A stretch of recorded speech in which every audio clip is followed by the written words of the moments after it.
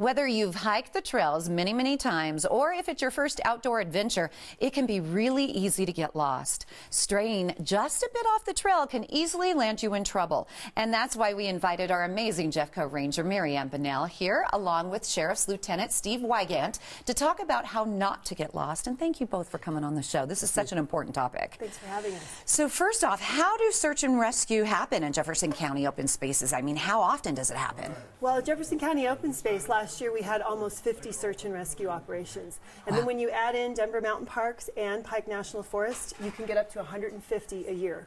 Wow, that's incredible. I mean, I'm thinking, how does someone get lost? Is it lack of preparation, or? It can be a whole host of things. One of the things we see most commonly is people venture off the trail, or they actually didn't know which trail they wanted to be on, and so they will find themselves lost. Another thing that happens is the weather can change dramatically, and people get disoriented in snow and rain. The other thing that's interesting is people are surprised by the sun setting.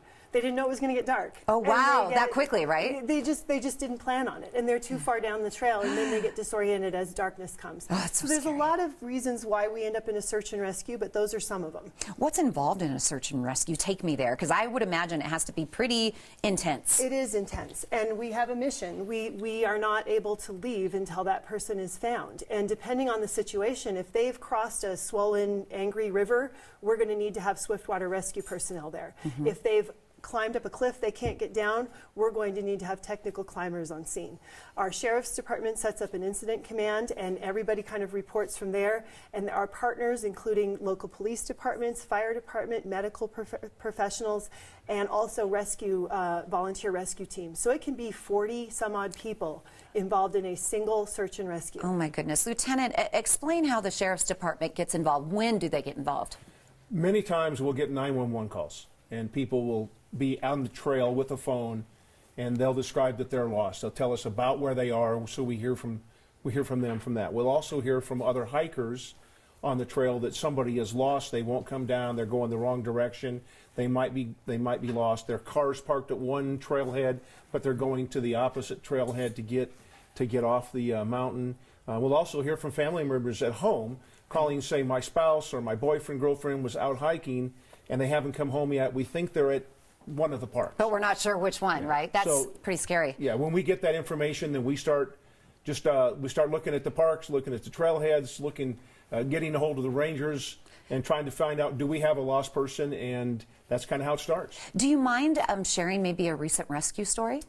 Had one Monday night. You did? And just before the snow hit, we received a report from a person who was on the trail with an injured hiker, a younger gal that had hurt her knee, and snow was beginning to fly, but the person rode a bike down, got a hold of somebody at the bottom of the trail. They made a call to the sheriff's office, and then we found out that they were on a trail up Deer Creek Canyon.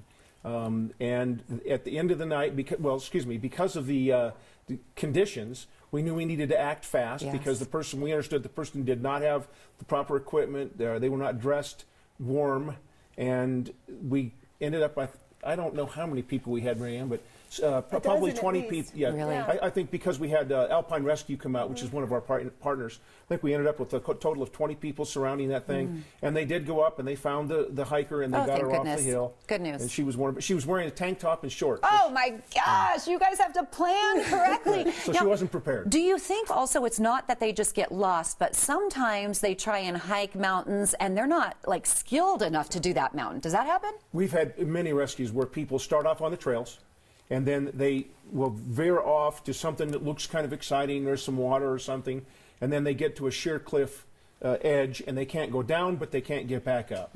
So it's little stuff like that. You know, no harm intended on their behalf. They just get off the trail, and it gets pretty tough. We need to prevent that. So would you mind running through 3 things every hiker should know so they don't get stranded or lost? The theme is prepare, pack, and prevent. That's it. That's all we ask you to remember. And we can elaborate on those, but it's those 3 things. Okay, so make sure you do that. And you say spontaneous hikes can be bad ideas. And that's the prepare part. So what we want is for people, when they're coming out to go hiking, that they've done some homework. They know how far they want to hike, they know what trailhead they're going to use, they know the conditions of the trail, and they've got a map.